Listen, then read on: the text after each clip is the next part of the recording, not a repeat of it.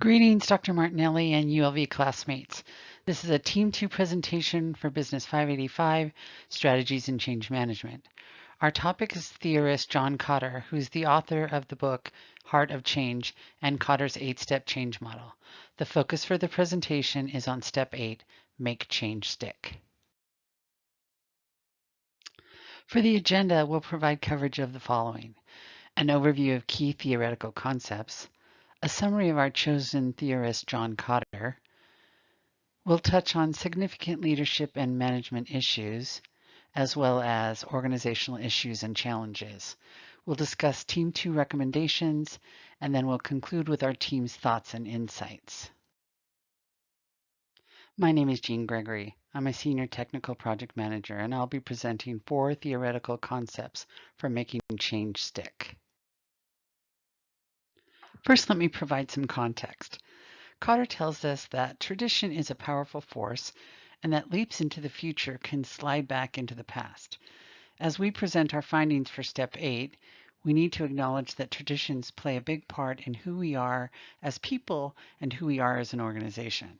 Through our study of Kotter, we have come to know that we are able to successfully implement change when we have a vision for change that is supported by a strong organizational culture.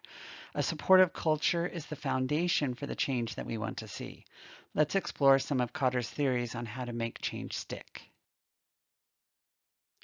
Change is fragile. Change within an organization can be difficult. If the fragility of change is not considered throughout the change process, then we will have essentially wasted our time. As it relates to change, culture is a complex concept. It refers to the norms or behavior and the shared values in a group of people. It is a set of common feelings about what is of value and how we should act. So then, it is important to note that in a large-scale change effort, we can use the power of culture to help make a transformation stick. Kotter believes that the problem we face today is rarely the creation of new cultures that are too strong. The problem usually is the opposite. We never allow them to grow sufficient roots. New employees. What we need to know about new employees is that employee turnover can be very disruptive. We know this because when an existing employee who supports the new culture of an organization leaves, the new change culture can follow them right out the door. And the new or incoming employee may not support or possess the same vision.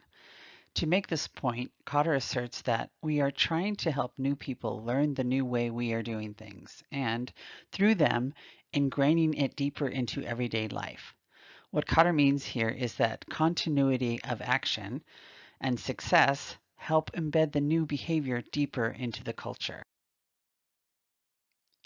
The promotions process. Another way that a fragile culture can be reinforced is through the promotions process. Kotter believes that the right promotions make those people who truly reflect the new norms more influential, which in turn strengthens those norms. What's important to remember here is that when people do not understand the culture or support the culture, they will retreat to acting in ways that support the past and not the future. By putting people into positions of power who have absorbed a new culture, you create an increasingly solid and stable foundation. The power of emotion. Throughout the book, Heart of Change, Kotter repeatedly refers to the power of feelings in making big change happen. This is relevant because we know that firms do well when their customers feel they have been treated fairly. Customers who have been treated fairly are usually satisfied with their interaction or transaction with a company. This is a representation of what is called value of fairness. For the company, the value of fairness translates to the positive group feelings in the organization, which in turn help to shape the behavior and success that strengthened the winning culture. Greetings, Dr. Martinelli and class. My name is Nikita McWells. I am an academic advisor for the University of Verne. My section includes the background, history, and reasoning or motivation behind John P. Kotter's theories. Dr. John P. Kotter is internationally known and widely regarded as the primary speaker on the topics of leadership and change. He is the premier voice on how the best organizations achieve successful transformations. Kotter was involved in the creation and co-founding of Kotter International, a leadership organization that helps Global 5,000 company leaders develop the practical skills and implementation methodologies required to lead change in a complex, large-scale business environment. Dr. Kotter graduated from MIT with a Bachelor of Science in Electrical Engineering in 1968 and a Master of Science in Management in 1970. He then completed his Doctor of Business Administration in 1972 at Harvard Business School. He is also an alumnus of the Sigma Phi Epsilon fraternity. In 1972, the same year he completed his doctorate, Dr. Kotter joined the Harvard Business School as a faculty member, where he later received his tenure and full professorship in 1981. In 2008, he co-founded Kotter International with two others, where he currently serves as a chairman. The business consultancy firm applies Kotter's research on leadership, strategy execution, transformation, and any form of large-scale change. Kotter is the author of 20 books, 12 of which have been business bestsellers and 2 of which are overall New York Times bestsellers. His international bestseller Leading Change, which was written in 1996, is considered by many to be the most influential work in the field of change management. Editor-in-Chief of Strategy and Leadership described it as simply the best single work seen on strategy implementation. Over 4 decades, Dr. Kotter observed countless leaders and their organizations as they were trying to transform or execute their strategies. He then identified and extracted these success factors and combined them into a methodology, which is now known as the 8-step process for leading change. One of my favorite quotes from Dr. Kotter is, "If you cannot describe your vision to someone in 5 minutes and get their interest, you have more work to do in this phase of a transformation process." This is Alex Lopez, and I'm going to review a case study of change on Ericsson using Kotter's 8-step model. Ericsson is a telecommunications company that was established in 1876. They have a vision to empower people and industries through a network society to achieve their full potential. Their mission is to embrace future development by leading transformation through mobility towards a network society. They developed their 4th generation 4G system in 2008, and they're currently in development of the 5G system. They have 42,000 patents, one of them which is the invention of Bluetooth technology. Change is a critical part of business, and for Ericsson, some of the problems they faced were with the integration of their 4G system. For them, networking speed is critical for their success. It impacts customer loyalty, and it also could impact their market share. Another key thing is that 4G impacts about 70 to 80% of the services that Ericsson provides. All this combines to create a sense of urgency.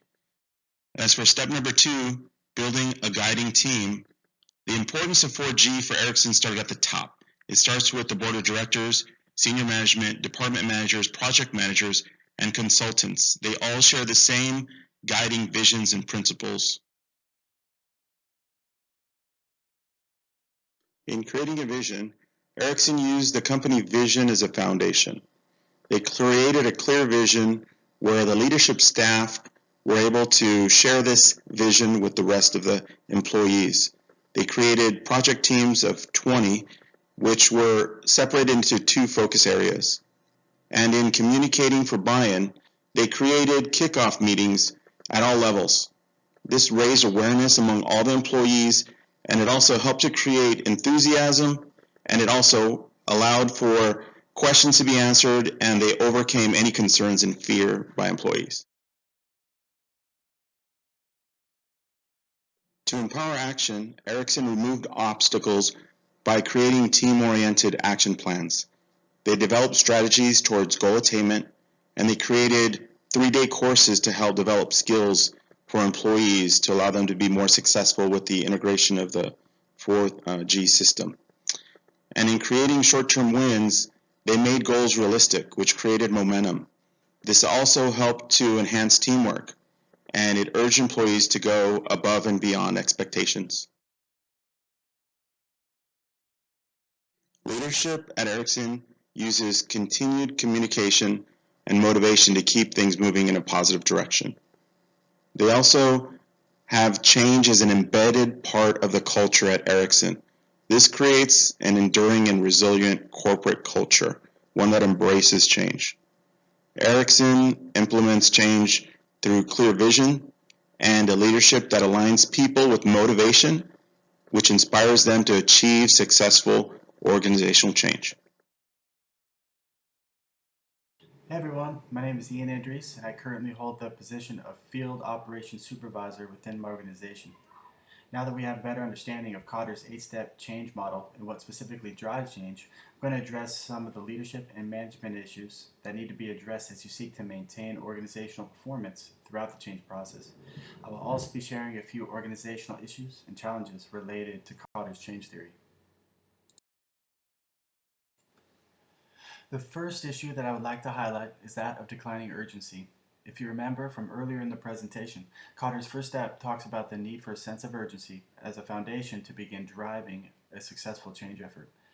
Urgency serves as a platform to launch your change initiative and allows people to not just understand the need for change, but to see and feel the need for change. However, as the organization moves through the steps, urgency can have a tendency to decline over time. Specifically, as the organization begins to experience those short-term wins and progress is made, some may begin to compare organizational performance and progress within one specific idea or framework, such as a single competitor. This may lead to a feeling of "we've won" and essentially declaring victory before the real change is yet to take hold. As a leader or manager, this is your chance to shift the frame of reference to a new external comparison to keep urgency high. Instead of looking at just one competitor, try benchmarking your progress against the industry as a whole or by using specific internal comparisons. Begin communicating your belief in this new framework and show urgency based on this belief. As you do, structure situations within the process that will empower your team and allow them to take calculated risks, which ultimately leads to additional short-term wins within the new framework and further drives progress. We can all agree that change is hard. It takes us out of our comfort zone and sometimes stretches us beyond what we believe that we can manage. This is especially true during large-scale change initiatives within an organization. It often requires managers and employees to not only handle all the existing work, but also perform all the additional work that is needed to create and sustain change. Simply put, people can become exhausted and overwhelmed. This frequently happens after the organization succeeds in changing small aspects of the firm and begin to tackle those sturdy silos or those large established functional areas where change is slow and difficult. Many times, progress is so slow and the workload is so large that people begin to lose hope and feel if there is no solution. As leaders and managers, it is crucial that you understand this and work to anticipate these situations and prioritize to make the process manageable. Specifically, eliminate waste by looking at day-to-day activities and ask yourself, does this really add value? Cut down on non-critical daily reports. Allow some employees to work remotely to cut down on travel time. Declutter communication channels to limit employee exposure to unnecessary emails and memos. In addition, delegate responsibilities appropriately to help employees manage workload. By making one simple change, you can take care of your people and continue to drive change forward without individuals inside your organization losing hope and giving up. John Kotter, in his book The Hard Change, heartily recommends every person involved in a big effort to change a company have a banner above their mirror in his or her bathroom at home to be seen every morning and night that says, "Dying will not help." And finally, as leaders within a change initiative, you need to be aware of how collaboration, or lack thereof, can affect performance. It's almost human nature to become somewhat complacent and comfortable with our job responsibilities and the people we work with on a regular basis. When complacency sets in, motivation to work through the change process decreases. Employees may even begin to resist new waves of change. Because people tend to stay within their small sphere of influence, collaboration becomes much more difficult to achieve, and creativity suffers as a result. To address this issue, managers and leaders must remove the barriers to collaboration and ensure that creativity is ingrained in the new culture of the organization. This may look like physically taking down cubicles so that employees share a common workspace, or building a cafeteria at your headquarters so that employees of all sorts can interact and be together. As employees get to know each other through increased interaction and collaboration, a community is established where coworkers feel the freedom to share ideas, try new things, and work together to achieve the firm's vision for change. In addition to issues in sustaining performance during change, I need to mention two specific organizational issues and challenges related to Kotter's theory. First, the 8-step model uses a top-down approach to initiate and drive change. Specifically, change begins with the CEO or the executive leadership team, which forms the guiding coalition, who then takes the change into their respective functional areas to create urgency for the new wave of change. In some cases, employees can feel that the change is being forced upon them by the suits in the corner offices.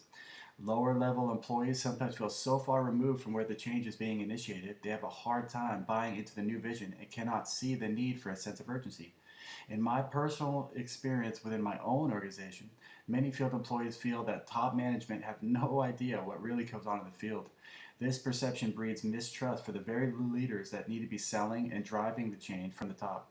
This lack of field experience and credibility in the eyes of the field employees severely limits the influence change leaders have when attempting to create urgency, cast vision, and encourage buy-in. Are we there yet? Did you ever say this when you were a kid on a long car ride with your family? It may have only been a few hours in the car, but it felt like an eternity.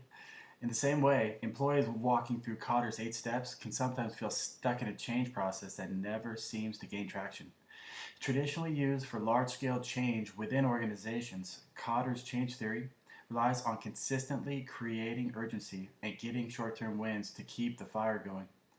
When you eventually have to tackle those sturdy silos and the time frame for change completion is extended, employees subsequently lose momentum.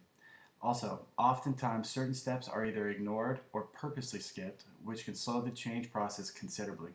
It is therefore no surprise that a high percentage of change efforts that implement Kotter's change theory never fully come to fruition. Hi, my name is Joanna Rios, and I will be presenting my team recommendations to make change stick.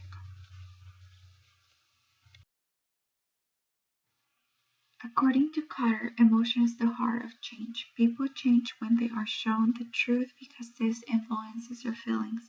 Change leaders need to speak to people's feelings by delivering the message in a way that creates a visible or emotional response. People have to see and feel the message in order for it to have the delivered impact.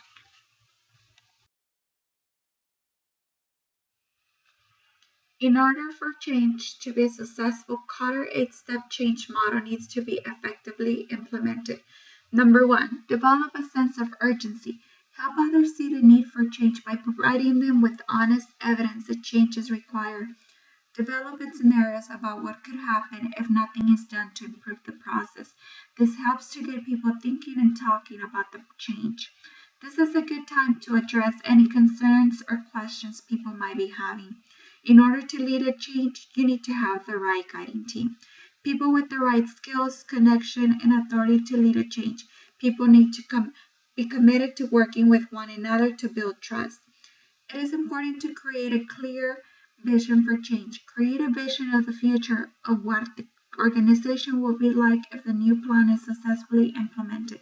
This will help people get a better understanding and idea what you are trying to achieve. Communicating the message clearly. In order to get people to understand and commit to the change, communication should be simple and honest. It is crucial to address any concerns and anxieties others might be facing. This will help keep everyone focused towards the vision. Remember to lead by example. Walk the talk to keep the momentum going. Empower actions. Change leaders need to be aware of any barriers that can get in the way and derail the process. They also need to provide followers with feedback on their actions to guide them and keep them motivated. Recognizing and rewarding followers' actions helps to keep them engaged, inspired, and confident that they can successfully implement the change. Creating short term wins. Change leaders need to create short term wins that are visible and possible to achieve. And remember to celebrate short term wins. They help build momentum for the change effort and create a sense of confidence that change can be successful. Don't let up. Kotter stated that many change end up failing because people tend to celebrate their victories too early into the process. Short-term wins are just the beginning to what needs to be done to achieve the long-term change. Don't give up, even when faced with barriers. Continue searching for ways to keep urgency up and ways of improving the process to achieve the long-term change. To make change stick, make sure the change is seen in everyday aspect of the organization. This will help you give this will help give the change a solid place in the organization culture. Management needs to continue supporting the change and keep the momentum going. One way to do this is by telling others vivid stories about the success of the organization.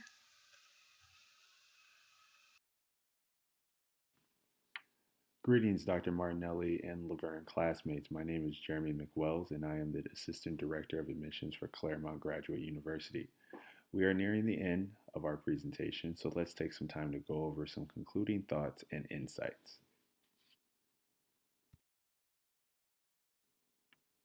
In reviewing the works of Kotter, we felt that it was important to note that the theorist puts a large amount of emphasis on the power of tradition, not only in our personal life, but in the workplace as well. His studies reveal that companies can indeed implement change successfully when there is a vision of change that is supported by a strong organizational culture. Old traditions and new culture implementation can clash with one another.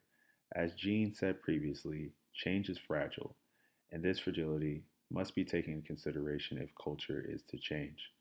Kotter believes that organizations oftentimes do not give cultural changes enough time to establish itself. Employees can be a huge factor in regards to the success of changing culture.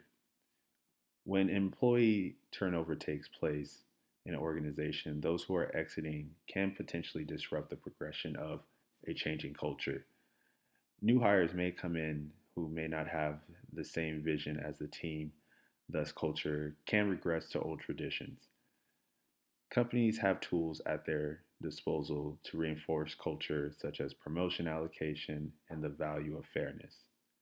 Promotions will put key people in places in the company that continue to push forward the mission and culture of the company, while the value of fairness can push a winning culture within the company. During the presentation, we learned about the theories of Kotter from Gene. Nikita then takes us into the man behind the theories. Dr. John Paul Kotter is a professor, an author, and a leader in his field.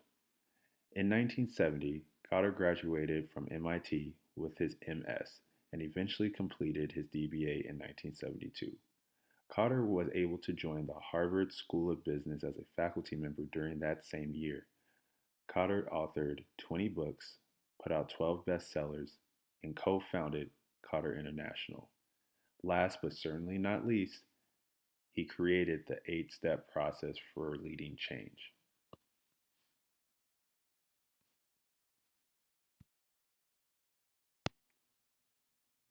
We then had an opportunity to see Kotter's 8-step model in action through a case study of change led by Alejandro. The subject for this case study is the telecommunication network company Ericsson. The company was able to overcome problems with technology integration by creating simple solutions within the steps that Kotter had laid out. Solutions such as sharing responsibilities, creating courses for development, and embracing suggestions to change the culture went a long way in the success of this company.